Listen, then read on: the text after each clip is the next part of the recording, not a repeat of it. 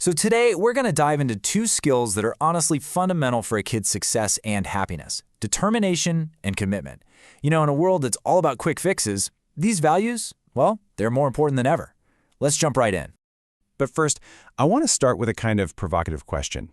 With all this instant gratification and, endless convenience around us, are we accidentally teaching our kids that it's just easier to toss things out and replace them? And that includes challenges, instead of actually sticking with them. And that really gets to the heart of the matter, our modern throwaway culture. It's a mindset that has pretty much crept into every part of our lives, and it poses a real challenge when we're trying to teach resilience. Now, what's really fascinating here is how this frames the whole problem. You see, this cycle isn't just about stuff, about physical objects. When a kid sees a broken toy get instantly replaced, the lesson they might be learning is that tough situations are something you escape, not something you work through. And that mindset, it can so easily go from toys to friendships to homework, and then later in life to jobs and even relationships. So what do we do? How do we fight back against this quitting culture? Well, the antidote is right here. It's this powerful combo of commitment and determination. These are the skills that help us shift our whole mindset from throw it away to stick with it. It's what builds what a lot of psychologists call a growth mindset. Okay, let's break that down a bit. Commitment, it's basically the glue. It's that promise we make, not just to other people, but to ourselves, right? It's what keeps a friendship going after a fight, or keeps us grinding on a long-term project when that initial excitement starts to fade. It's all about making a conscious choice to stick with something or someone. And if commitment is the glue, then you can think of determination as the engine. It's that fire inside that says, I've got this. It's what pushes us through the boredom, the frustration, and all those inevitable setbacks that pop up when you're trying to do anything meaningful. So here's the key. You absolutely need both of them to truly persevere. And this just perfectly illustrates the stakes. Think about it for a second. Where would we be without the totally relentless determination of innovators like Alexander Graham Bell, or the unwavering commitment of scientists like Jonas Salk, or the incredible vision of educators like Maria Montessori?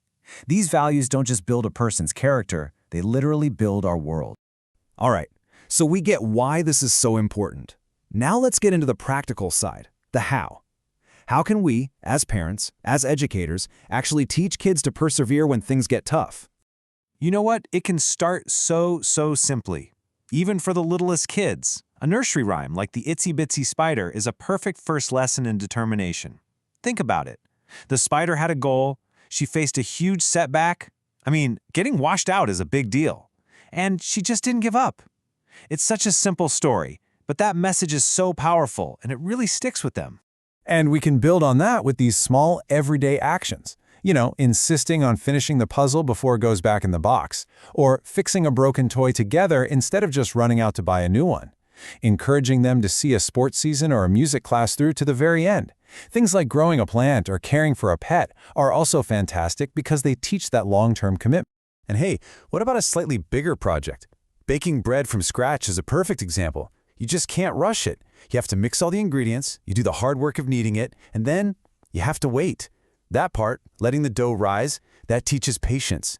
And the reward at the end, that warm, delicious bread, is something real, something tangible they can hold that came from their commitment to the whole process. Okay, so what do you do in that critical moment when a kid just says, I want to quit? Well, instead of giving in or, forcing them, this is when you switch into coaching mode. Try asking these open-ended questions. Hey, can you tell me what's going on? What are some ideas you have to solve this? This simple shift is huge. It empowers them to become problem solvers themselves. All of this, it all leads to the most important part of the whole equation, the emotional payoff. Because, let's be honest, the reason we want kids to finish things isn't just for the sake of finishing. It's all about the feeling it creates inside of them. And this comparison just says it all, doesn't it? Quitting, yeah, it offers a quick moment of relief, but that's all it is. Finishing, on the other hand, that builds a lasting sense of pride. It's where real, earned confidence comes from. Every single project they complete reinforces that I can do it attitude that they're going to carry with them into the very next challenge. So here's the most important takeaway. The true product isn't the birdhouse, or the painting, or the final score of the game. The true product is that feeling inside them. It's the little voice in their head that learns to say, wow, that was hard, but I did it. That's it. That's how a resilient, determined mindset is built, one finished project at a time. So I'll leave you with this question to think about. It really doesn't have to be anything huge. It could be a puzzle, it could be a drawing, or maybe it's finally fixing that broken toy. What is one small project you can help a child in your life see through to the very end this week so they can experience that incredible, amazing pride of finishing?